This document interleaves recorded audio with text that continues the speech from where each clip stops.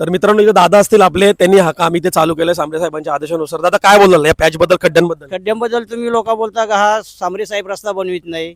हा इथं शेतकऱ्यांचा प्रॉब्लेम आहे, बरोबर आहे. शेतकऱ्यांचा प्रॉब्लेम असल्याबद्दल गव्हर्नमेंटने शेतकऱ्यांचे पैसे द्यावा. सांबरे साहेब रस्ता करायला तयार आहेत आणि जर सांबरे साहेबाकडून जर पैसे मागतील तर सांबरे साहेबांनी झाड लावलेले नाही तो हलविल ना शेतकऱ्यांना देईल. हे गव्हर्नमेंटची चुकी आहे, सांबरे साहेबांची चुकी नाही. बरोबर, आणि आम्ही पण कामगार आहेत, आम्हाला पण किती 100 लोकांचे रोज शिवाय ऐकावं लागतात. हे गव्हर्नमेंटनी दादा जसं बोलतात ते बरोबर बोलतात, कारण मी पण त्या प्रकाश दादांसोबत जे कॉन्ट्रॅक्ट त्यांच्यासोबत बोललो होतो, हा ऍक्च्युअल विषय MSRDC वाल्यांचा आहे. त्यांनी आणि जागेवाल्यांचा जो काही प्रॉब्लेम आहे त्यांनी सॉल्व्ह करून द्यायला पाहिजे, बरोबर आहे. मी सज्जन सोबत पण बोललो होतो, कारण सांबरे साहेबांना त्याच्यामध्ये काही विषय नाही. लोकांना काय वाटतंय की बाबा हा एवढाच पॅच का ठेवलाय, म्हणजे एवढा रस्ता जर बनवतात तर मग हा 100-200 मीटरचा पॅच बनवायला काही प्रॉब्लेम नाही. जागेवाल्यांचे जे काही प्रॉब्लेम असतील ते सॉल्व्ह व्हायला पाहिजे, त्यांना पण त्यांच्या जागेचा मोबदला भेटायला पाहिजे. आता काय बोलाल अजून? आता काय बोलणार, आता येतेच ना गव्हर्नमेंटनी पैसे त्यांचं शेतकऱ्यांचं द्यावा.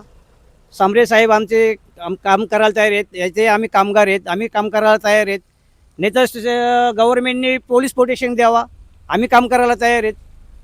शेतकऱ्यांचं मिटवून आम्ही काम करायला तयार आहेत ना, शेतकऱ्यांचं मिटवायला पाहिजे ताई.